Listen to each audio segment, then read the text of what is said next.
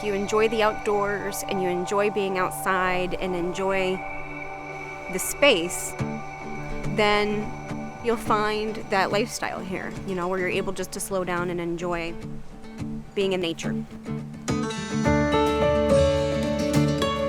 I like being able to come outside at night and see the stars, a lot less traffic, a little bit slower pace. The stressful parts of your day aren't first thing and last thing right after work when you really don't need them.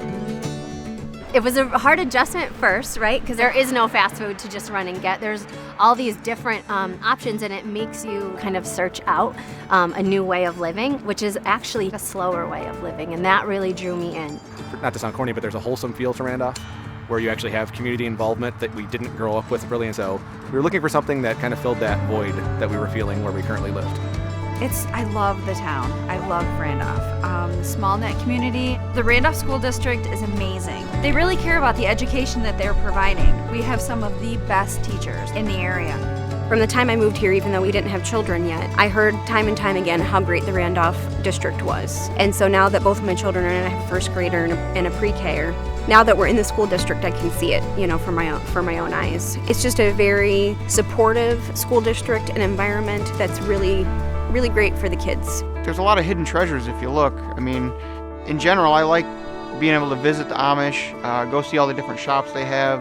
In not every community can you go driving down through Main Street and have to slow down a little bit because there's a horse and buggy in front of you. They're extremely kind people. There are so many good values that we could take to heart by looking a little bit deeper into how they live. And I think some of that small town and simplified living vibe is part of what Randolph is. And that simpleness and that pureness and that innocence of living and really enjoying every day really is just such a blessing to be able to interact with and be a part of. It's just the type of place where people tend to help each other out. They're somewhere where people actually care.